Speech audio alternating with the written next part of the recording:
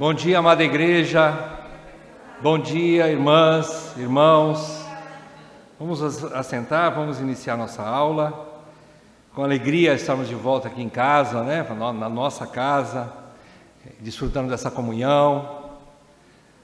Vamos fazer uma oração para nós começarmos essa aula.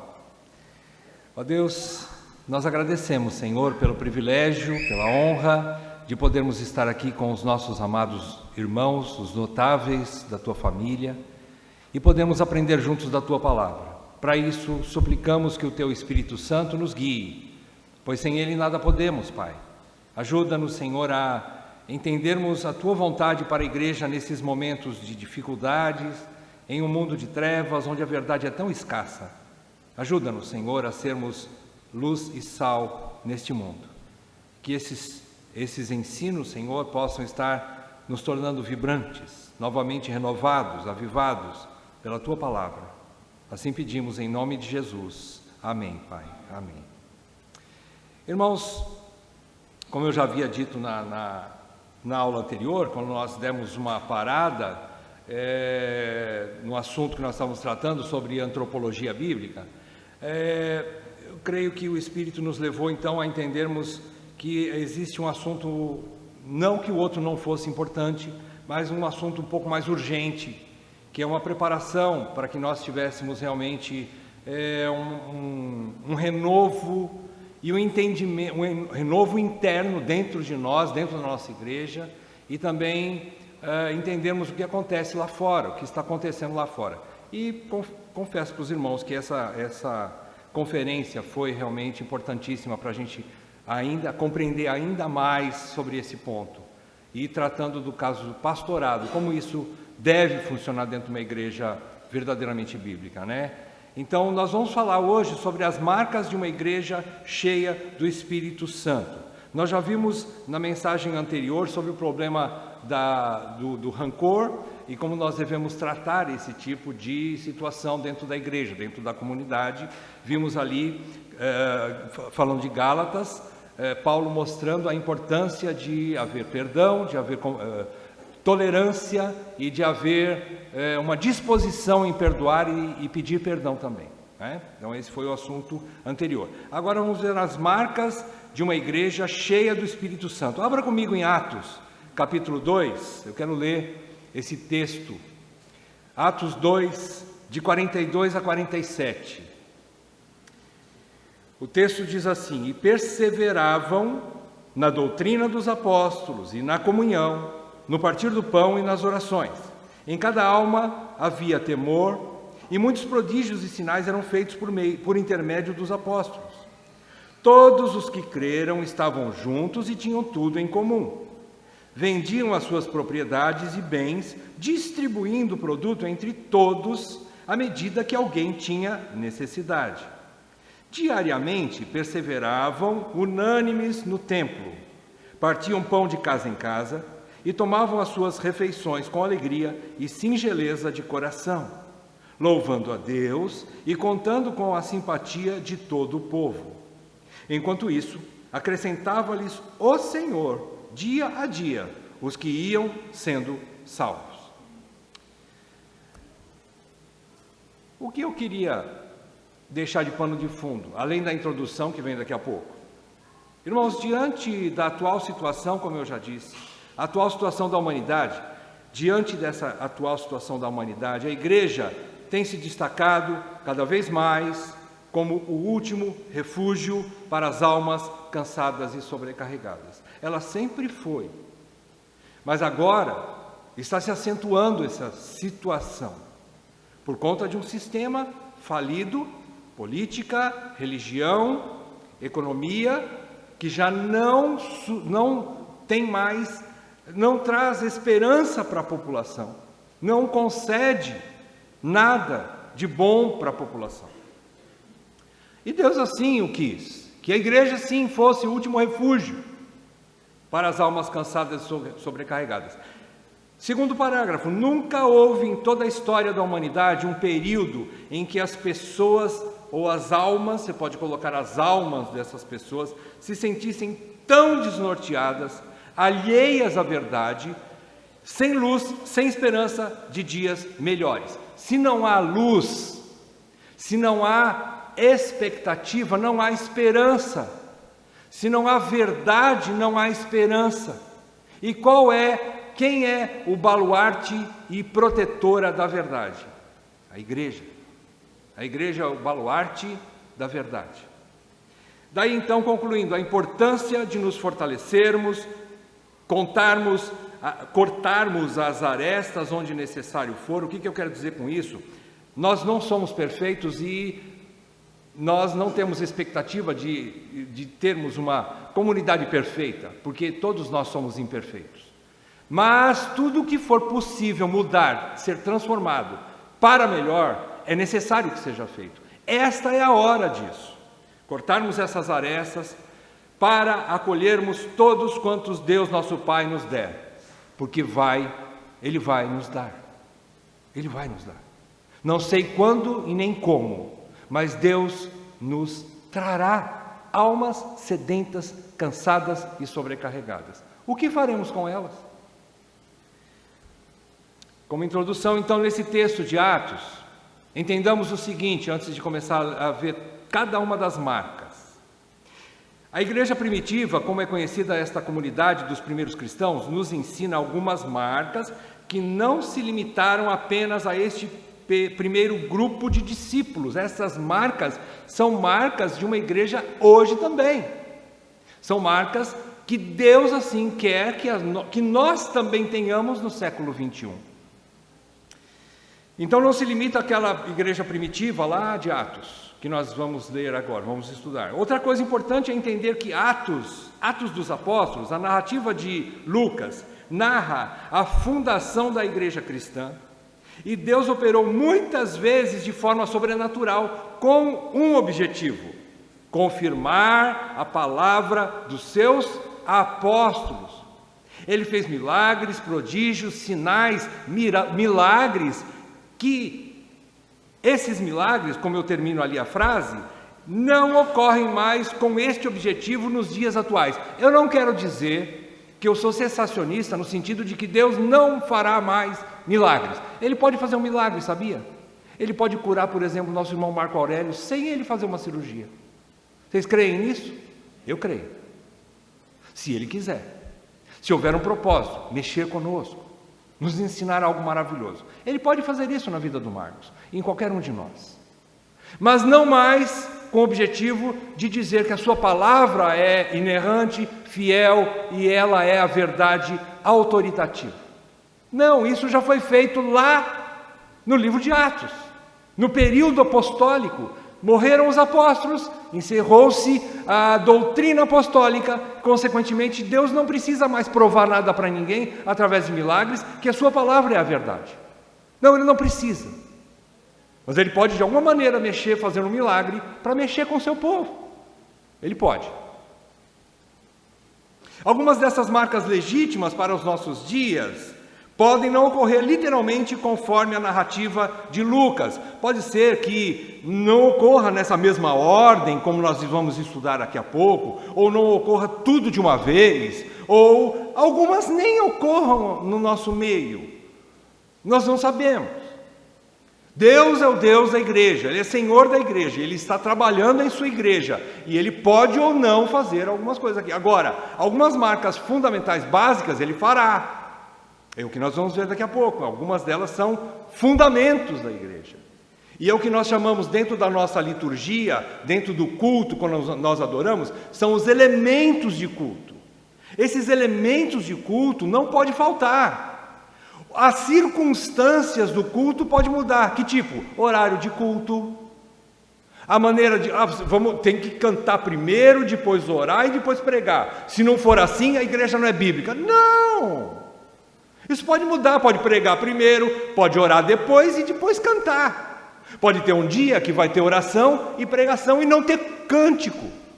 É culto do mesmo jeito. As circunstâncias podem mudar, mas não podem faltar os elementos. Então, a contextualização, entretanto, não anula sua importância para as igrejas de hoje. Nós precisamos buscar isso, acertar o que falta. e colocar em ordem a igreja do Senhor. Marca número 1, a perseverança na doutrina apostólica. Essa marca é a base fundamental de uma igreja bíblica. Estou falando óbvio, né? Não poderia deixar de ser. Como uma igreja pode ser bíblica se ela não tem o fundamento na pregação da Bíblia, no ensino da Bíblia? Ela só pode ser uma igreja bíblica e assim uma igreja legítima se ela estiver baseada nisso, na doutrina apostólica, que é a palavra de Deus, que é a Bíblia conforme nós temos ela hoje, o formato do cânon atual. Isso é doutrina apostólica. Nós somos uma igreja apostólica. Nós somos uma igreja católica, só não somos romana. Mas nós somos uma igreja que está sobre o fundamento dos apóstolos e ela é universal porque ela está ligada à igreja universal, à igreja verdadeiramente universal, a igreja católica.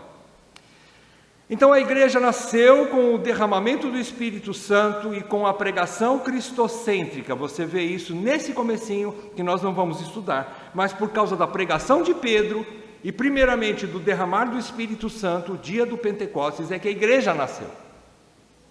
Agora, ela só sobreviveria mantendo-se sob a luz das Escrituras.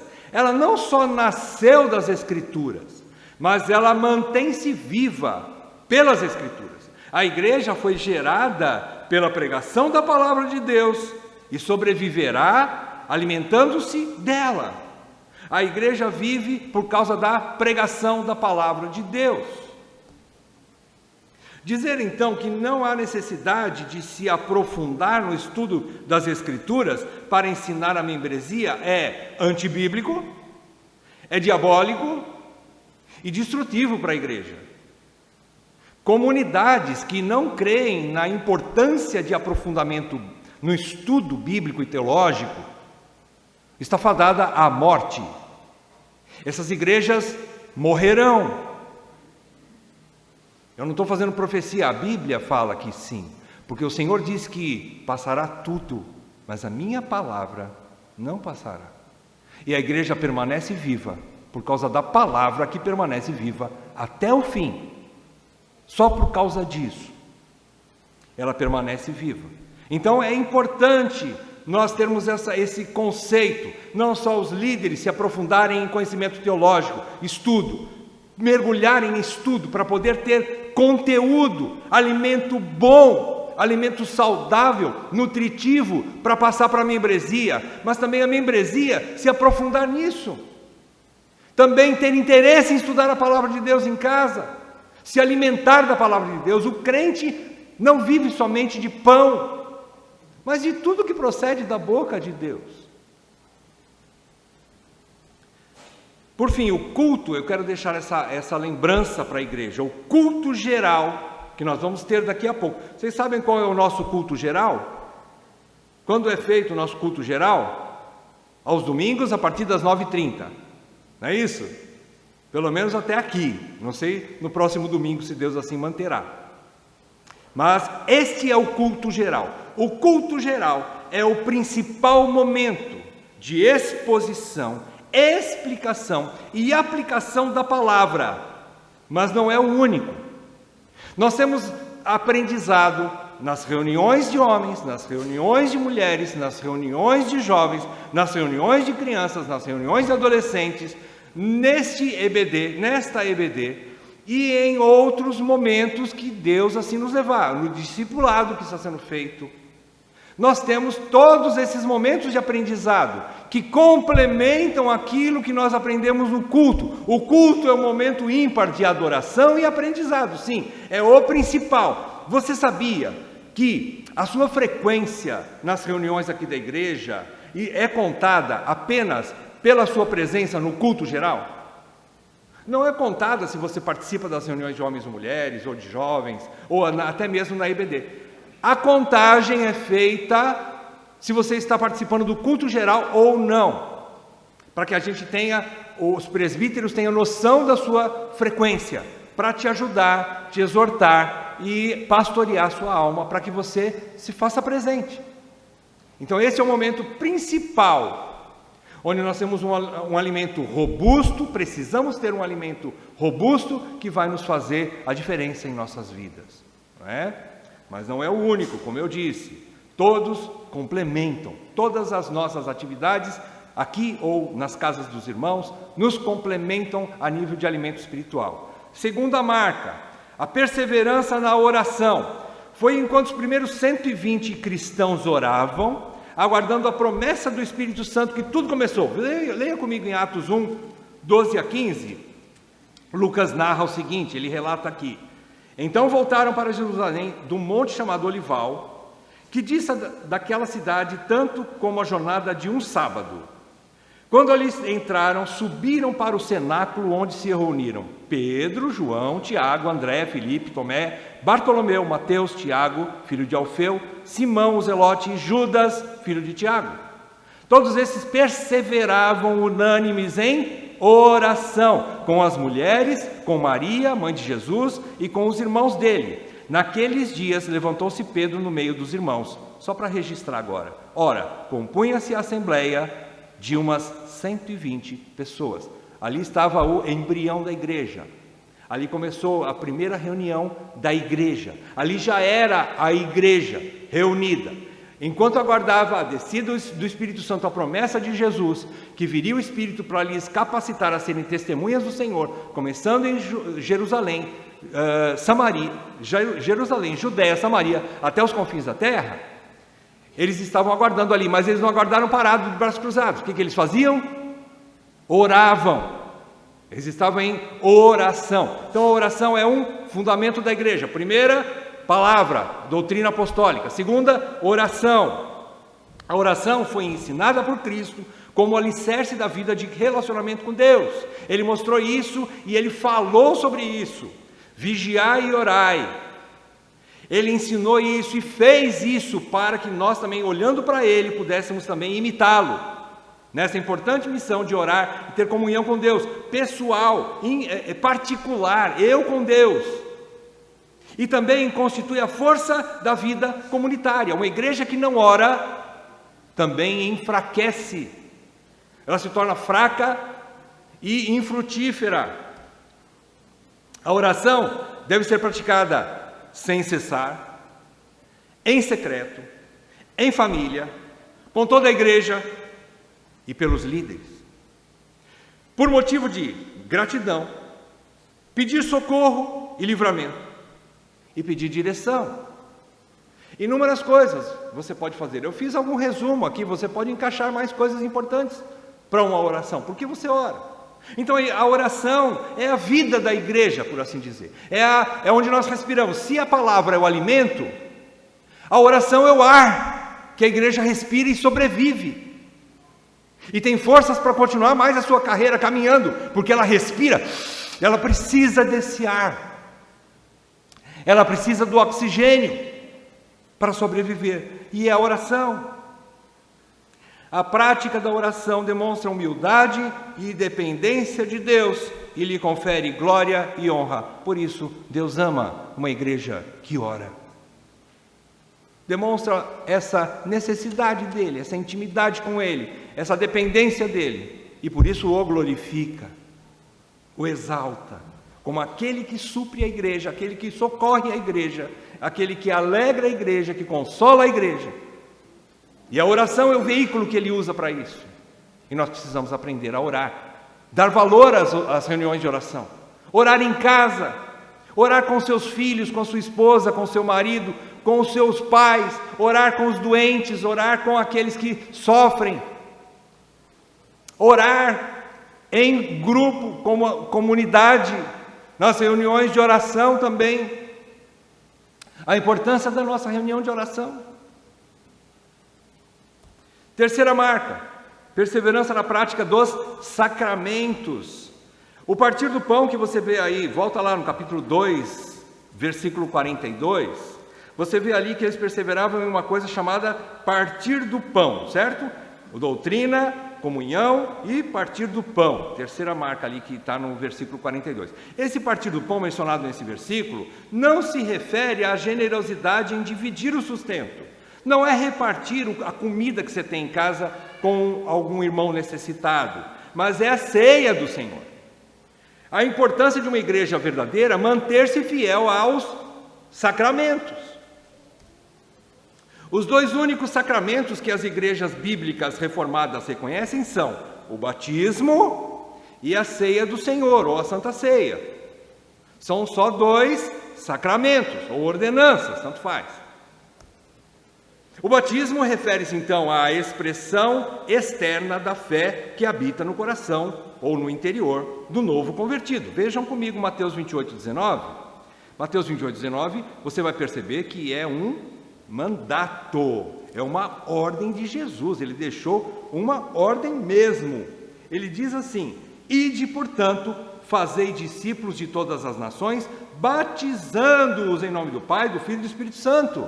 É uma ordem, ele está prestes a ser elevado aos céus, e ele deixa essa ordem: faça isso, batize-os. O batismo é a marca inicial do crente, daquele que se converte, que se converte a Jesus Cristo. É a marca inicial. Então é para ser praticado. E qual é a segunda marca? A Santa Ceia. Refere-se a uma recordação periódica do sacrifício de Cristo em favor dos eleitos, fazendo-os membros de um mesmo corpo, de um único corpo, o corpo de Cristo, comprados pelo mesmo sangue. Abra comigo lá em 1 Coríntios 11, 23 a 25, 1 Coríntios 11, de 23 a 25, quando Paulo admoesta os irmãos a terem cuidado ali com a ceia, ele diz assim: porque eu recebi do Senhor o que também vos entreguei, que o Senhor Jesus, na noite em que foi traído, tomou o pão e, tendo dado graças, o partiu e disse: isto é o meu corpo que é dado por vós, fazei isto em memória de mim. Fazei. Ele não está dizendo assim: olha, se vocês quiserem, de vez em quando faça, tá? Mas se não quiser, não tem problema. Não, ele ordena. É um mandamento, é uma ordenança. Façam isso em memória de mim. Por semelhante modo, depois de haver ceado, tomou o cálice também, dizendo: esse é o cálice da nova aliança, no meu sangue. Fazei isto todas as vezes que o beberdes, em memória de mim. Então é ordem, é uma ordenança. Sacramentos são ordenanças que precisam ser praticados. Cristo requer obediência aos dois sacramentos, batismo e ceia. Essa é mais uma marca. Primeira, a doutrina apostólica. Segunda, a oração. Terceira, partir o pão ou a ceia do Senhor. Fazer isso periodicamente. A igreja tem que fazer semanalmente. Alguns diziam que sim. Calvino dizia que sim. Perdão, antes de Calvino diziam que sim. Ele diz: olha, é difícil. A locomoção de muitos membros aqui não facilita isso. Vamos fazer alguma coisa para que todos possam participar o máximo possível. Chegaram diante da igreja, estudaram o caso.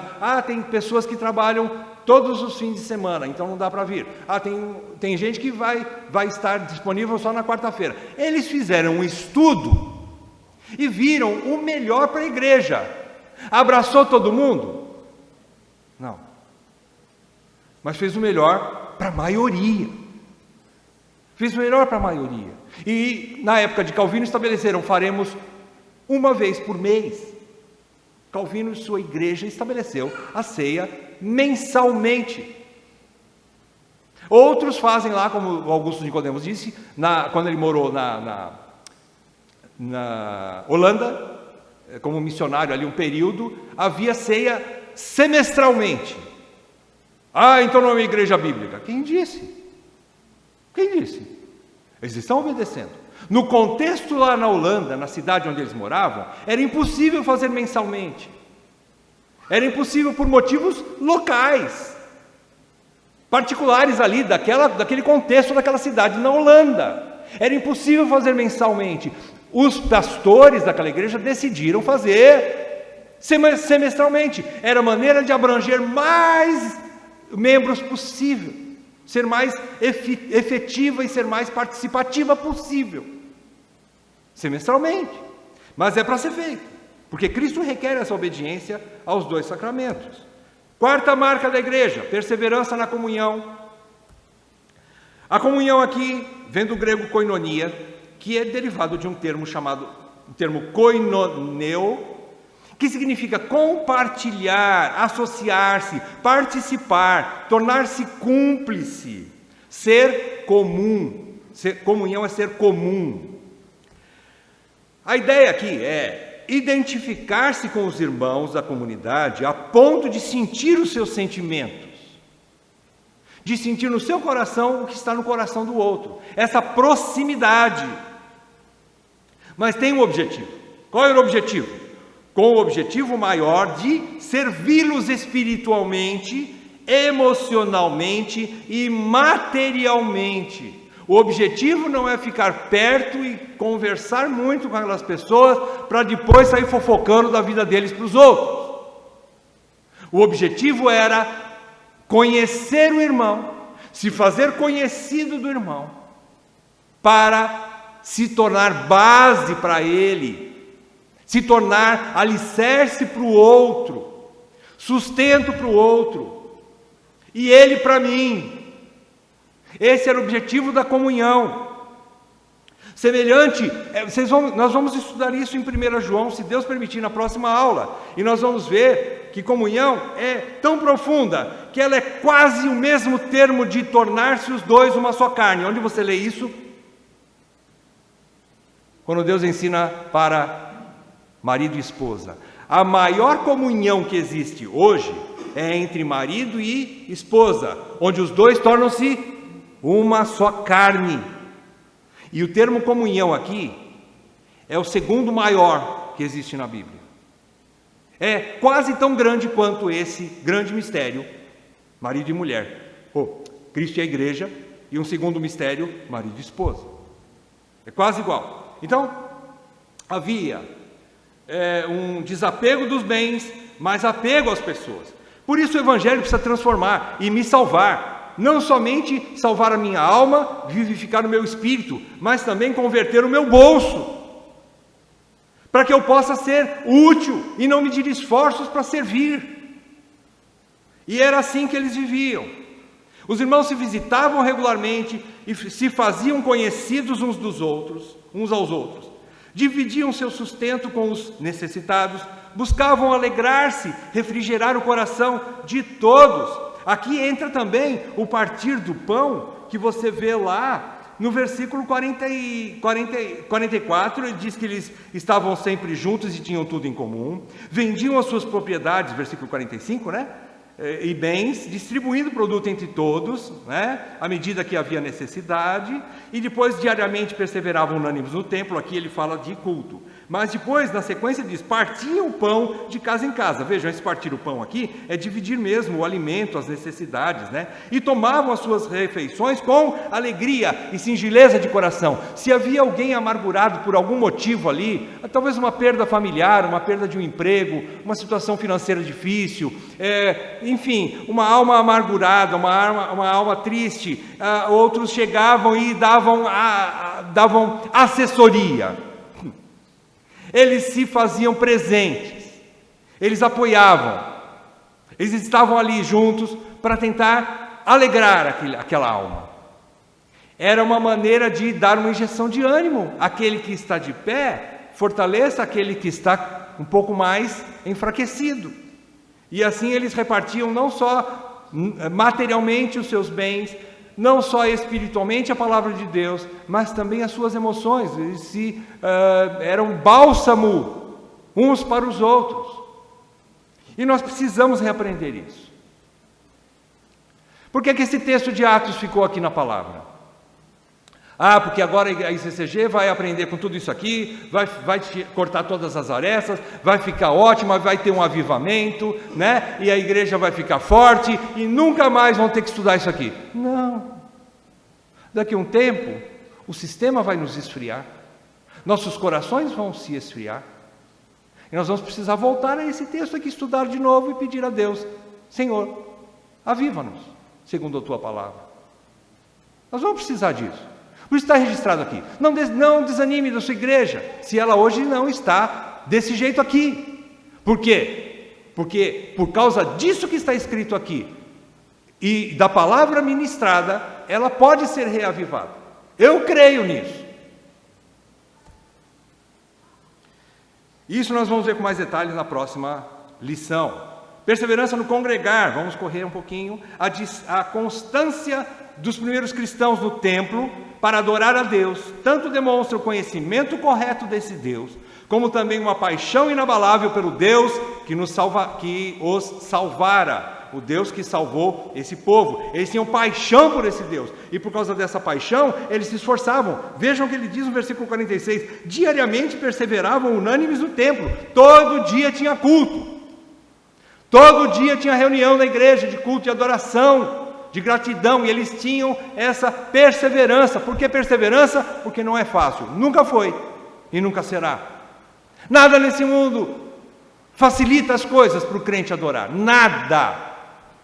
Mas você tem que ser perseverante, eu tenho que ser perseverante, e nos esforçarmos para estarmos aqui. Então havia essa perseverança, precisa ser tratada o esfriamento espiritual com a ministração da doutrina dos apóstolos, com oração, e a comunhão, onde eu motivo outros irmãos que não estão congregando a voltar a congregar. Nós fazemos isso, não é o presbítero só que faz. Nós fazemos isso, incentiva amorosamente, pelo amor de Deus. Se você não tem uma palavra amorosa para falar para o teu irmão, não fala nada. É melhor mantê-lo capenga do que matá-lo, porque palavras às vezes matam, não sendo sábias, e na hora certa. Ore primeiro, e cale-se se for o caso, mas só ore por ele. E assim, eles tinham essa paixão por esse Deus. Eles não mediam esforços para estar diante de Deus coletivamente, para adorá-lo e conhecê-lo mais e mais. A presença no culto público da membresia da igreja local, então, é fruto de um relacionamento pessoal, íntimo, com Deus, que reflete conhecimento, respeito, amor e interesse em servi-lo publicamente. Esse interesse, esse amor, esse respeito e conhecimento de Deus só vem depois de eu manter um relacionamento pessoal com Ele. Eu preciso ter intimidade com esse Deus. Eu não posso pegar carona na motivação do meu irmão, da minha esposa, do meu marido, dos meus pais, dos meus filhos. Eles estão quentes com relação a Deus. Às vezes eu estou frio, mas eu preciso me esquentar. Eu preciso voltar para Deus em arrependimento, aceitar a exortação alheia, quando o irmão vem e me exorta, e dar atenção a isso. Eu preciso disso. Então, é necessário que haja primeiramente uma adoração pessoal, um relacionamento pessoal, particular, para que depois isso exploda junto com os meus irmãos, no culto geral. Sexta marca, a perseverança numa vida de temor e louvor. Eu juntei os dois pontos, ele fala no versículo 43, em cada alma havia temor. E depois no versículo 47, louvando a Deus e contando com a simpatia de todo o povo. Louvando a Deus. O louvor e o temor a Deus eram demonstrados além dos limites do local de adoração, do templo. Veja bem, não era ali no templo, na hora da adoração, que o temor a Deus e o louvor a Deus era percebido também pelos de fora. Não, era no cotidiano, era no dia a dia de cada membro da igreja. Ele se comportava com temor a Deus, tomando as suas decisões com temor, com respeito, em santidade, buscando uma vida reta, buscando ser obediente aos princípios de Deus. E, consequentemente, ele também tinha satisfação em Deus, porque uma pessoa que reclama de alguma coisa, transmite para outra a ideia de que aquela coisa não presta, né? Então, a pessoa que murmura muito na vida, ela nunca vai chamar atenção para o Deus que ela serve, se ela é tão murmuradora, não é mesmo? Mas se ela louva, apesar das circunstâncias, não porque as coisas estão bem, mas porque Deus é bom, porque Ele salvou, e assim louva. Ela expressa para os seus vizinhos, para os seus parentes, para aqueles que estão próximos, essa satisfação em Deus. Isso chama a atenção, cai na simpatia do outro, dos de fora. Então eles fluíam no dia a dia dos crentes, eles fluíam em casa, no trabalho e até mesmo nas prisões. Vocês se lembram disso? O exemplo de Paulo e Silas, presos, eles louvavam, aquilo tremeu. O tremor ali foi sobrenatural, tá? Mas de alguma forma o louvor de Paulo e Silas mexeu no coração do carcereiro e de outros, quem sabe. A comunidade dos primeiros cristãos era vibrante, era grata, reconhecendo o imenso favor concedido graciosamente por um Deus perfeito, ou seja, que não precisava de nada, que alcançou pecadores, indignos e infiéis. Por isso eu louvo, não porque meu carro quebrou e agora não tenho mais onde consertar, eu não vou louvar. Não porque meu casamento não vai bem, eu não vou louvar. Não porque eu não tenho dinheiro para comprar as coisas que eu gostaria de ter, e porque a enfermidade que eu tenho nunca passa, nunca sara, e eu por isso não vou louvar. Não, eu vou louvar a Deus porque Ele me ama, e Ele me salvou, e me deu vida eterna, me fez seu filho, seu herdeiro. Esse é o motivo de eu adorar, de eu louvar e temer a Deus. O louvor a Deus se expressa além das canções e orações de gratidão e adoração. É fruto de uma vida de satisfação em Deus. Apesar das dificuldades, da pobreza e enfermidades, apesar das dificuldades que nós temos nesse mundo, o louvor é um chamado para adorar aquele que reina sobre todo o universo. Independentemente da minha doença, da minha pobreza e das minhas perseguições, das minhas dificuldades, eu louvo a Deus. Isso faz e leva ao final, sétima parte, perseverança na evangelização.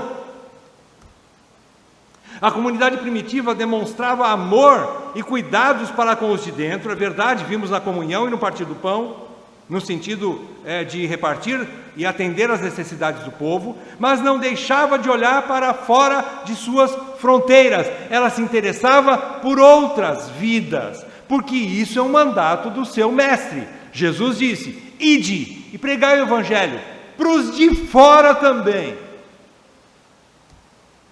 A igreja cheia do Espírito Santo reluz, brilha naturalmente, contagiando os de fora e não perdendo a oportunidade de apresentar-lhes o evangelho de Cristo. Isso precisa ser reavivado. Não só isso, mas todas as outras 6 marcas. Nós precisamos voltar a aquecer esse amor. E eu não vou dizer aqui, mas precisa começar aqui dentro primeiro. Deus sabe. Às vezes a gente põe regras, né? Deus não vai fazer algo assim se não fizer aqui primeiro. Ele é Deus. Eu não determino a agenda de Deus, Ele já tem a sua agenda soberana. Ele faz do jeito que Ele quer, na hora que Ele quer. Talvez enquanto eu estou aqui enroscado com raiz de amargura, com ressentimentos, Deus vai usar outro para evangelizar. Coitado de mim que estou perdendo a oportunidade. Mas Ele vai, Ele pode. Então, encerrando, nem sempre a simpatia daqueles que não são de Cristo é imediata. Nem sempre você vai ganhar almas, não é você que ganha almas, mas é uma expressão, né? Nem sempre as pessoas vão se simpatizar e vão crer no que você prega, ou no que você fala sobre Cristo de imediato, de bate-pronto, né? E por vezes elas nunca vão crer. Pode ser que isso nunca aconteça. E você não pode cobrar isso de Deus, porque Ele é que escolhe o que Ele quer, soberanamente. Mas os cristãos nunca se envergonham de apresentar o Evangelho, seja em sua ética. Veja bem, não são só os presbíteros que são chamados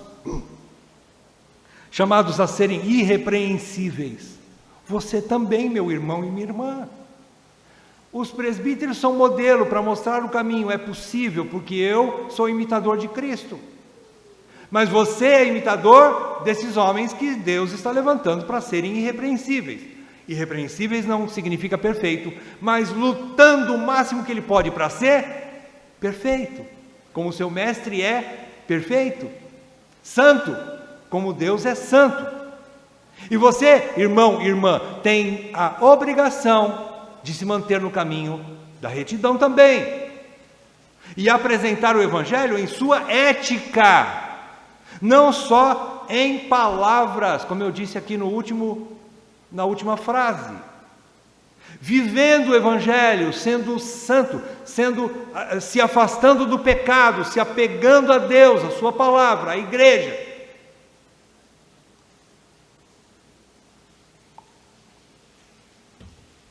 Já disseram que um exemplo vale mais que 1000 palavras, né? Muitas vezes você pode soltar 1000 palavras de evangelização, mas se você furar com um único exemplo, você põe a perder toda a sua evangelização. O mau testemunho acaba com a sua pregação e evangelização. Acaba. Como conclusão, a gente tira o seguinte, que a igreja zelosa por essas virtudes cristãs demonstra infalivelmente estar cheia do Espírito Santo. São através desses pontos aqui, mas principalmente o ponto de pregação da palavra, doutrina dos apóstolos, né? Primeiro, oração, sacramentos, prática dos sacramentos e comunhão. A comunhão aqui mostrando também a reunião, o culto geral. A necessidade de estar reunindo uma vez, pelo menos periodicamente, para adorar a Deus. E a comunhão também no sentido de manter-se longe dos ressentimentos e dos relacionamentos trincados, mas fazer o possível para consertar isso. Eu já falei sobre isso quando eu falei sobre Gálatas. Eu não estou pregando aqui uma coisa utópica de que todo mundo vai se amar no mesmo nível, vai ter o mesmo tipo de amizade. Desculpa, amar não, amar nós temos que amar a todos, né? Mas ter o mesmo tipo de relacionamento de amizade. Não, nós não temos essa uniformidade nesse sentido, não. Mas amar e perdoar eu tenho que ser para todos. E manter um bom relacionamento, o máximo possível, o que depender de nós. Nós temos que ter paz com todos. O Espírito Santo tanto mostra as áreas importantes a serem praticadas ou ajustadas, ele mostra isso como ele está fazendo conosco, como motiva e capacita os corações dos membros da igreja nesse sentido. É ele que faz a obra. Eu estou trazendo uma verdade aqui para vocês, mas a minha palavra, a palavra do Newton e o meu desejo não vale nada se o Espírito Santo não tocar no seu coração. É isso que eu peço ao Senhor, porque eu também quero e sinto falhas. Fomos confrontados nessa conferência, vendo inúmeros, eu falando particularmente, eu fui vendo inúmeros pontos que eu falho como pastor, como presbítero. Fiz a relação, tenho até medo de olhar para ela, mas eu vou ter que encará-la. Vou ter que encarar. Que assim seja com cada um de nós. Então essas são as marcas de uma igreja verdadeiramente avivada e frutífera. Veja bem, não é barulho ou movimentação demasiados, não são transes ou êxtases, nem emocionalismo barato, que significa avivamento. Avivamento é voltar a viver pelo Espírito, na direção do Espírito e da Palavra de Deus. Isto é avivamento. Não precisa cair fogo do céu, fazer qualquer outra espécie de movimento mirabolante para ser uma igreja avivada, não. É simplesmente voltar a essa prática aqui, pegar esses pontos aqui e dizer eu quero. Como membro eu tenho responsabilidade dentro dessa igreja aqui, da ICCG, de mudar esse quadro. Eu tenho essa responsabilidade, porque eu sou membro dela, eu sou parte desse corpo, pequeno, mas que precisa de mim, e precisa de que eu seja transformado também, individualmente. Legítimo avivamento espiritual é quando um povo expressa de forma simples essas virtudes bíblicas. Como eu disse, não é barulho, né? Agora, raciocine comigo, muitos de nós não tivemos essa educação em nossos lares de origem, né? Aí vem a pergunta, né? As pessoas reclamam, as pessoas começam a dizer assim, eu nunca aprendi essas coisas. Por exemplo, como estudar a Bíblia? Meus pais me ensinaram isso, eu sou velho já, me converti depois de uma certa idade, ou não tenho essa prática, nunca vi, né? Como orar também, nunca aprendi a orar. Como ser um bom marido, uma boa esposa, um bom pai, uma boa mãe. Também nunca aprendi como ser amável com os outros. Nunca aprendi, meu papai nunca me ensinou a abraçar. Ele era só na porrada que ele me tratava. E eu nunca aprendi isso. Como ser amável, generoso, hospitaleiro. Como apresentar Cristo aos de fora, evangelizar, como falar. Muitos de nós falamos isso, não falamos? Se formos honestos, falamos. Talvez não de boca para fora, mas no coração pensa. Mas eu nunca aprendi essas coisas. E outras, que nós vimos aqui como marcas de uma igreja avivada ou cheia do Espírito. Mas a pergunta é a seguinte: você quer mesmo aprender tudo isso? Responda para você. Você quer mesmo aprender tudo isso? Segunda pergunta: você está disposto a pagar o preço do discipulado que a igreja oferece? Você está disposto? Responda para você. Diante de Deus, hein?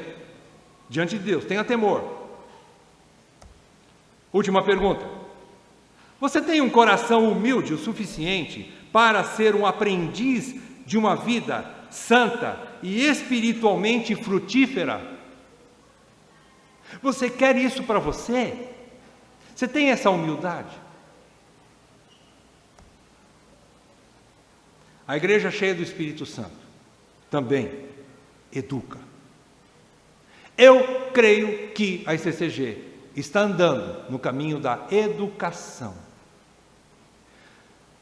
Imperfeitamente, ainda de forma incompleta, mas nós sabemos que o caminho é estudar e muito bem a palavra de Deus e aplicá-la às nossas vidas. Por isso eu disse a importância do culto, de uma exposição, de uma explicação e de uma aplicação corretas da palavra de Deus. Eu creio que a igreja faz isso não só nos cultos, mas nas reuniões de mulheres, de homens, de crianças, todas as outras que eu já falei, em todos os sentidos. Deus está me educando, te educando. Você quer? Não é porque você não teve isso no passado, esquece. A igreja está aqui para isso. Ela ajuda a nós sermos transformados. Ela educa. Eu fico apaixonado, apesar de perplexo muitas vezes, quando irmãs me passam textos e falam assim: irmão, olha esse texto aqui, me ajuda porque eu não estou entendendo. Olha que texto. Quando eu pego o texto, Senhor, misericórdia, que texto difícil. Por quê? Porque querem aprender, porque tem fome da palavra. Eu fico apaixonado com isso. Isso me motiva a ir buscar, porque nem sempre eu tenho a resposta de imediato. Eu vou buscar. Então tem irmãs aqui que são bíblicas, irmãos que são bíblicos, irmãos que estão querendo a palavra de Deus. O que vai acontecer com eles? Vão ser transformados. Querem aprender. Os presbíteros têm que se virar para ensinar. Foi para isso que nós fomos chamados. E com qualidade. Nós precisamos disso. Outra frase para encerrar, do reverendo Hernandes Dias Lopes, ele disse assim: hoje temos dois extremos, falando de crescimento da igreja, né? Porque esse é o objetivo de Deus aqui no livro de Atos, crescimento da igreja. Dois extremos, numerolatria e numerofobia. O que é numerolatria?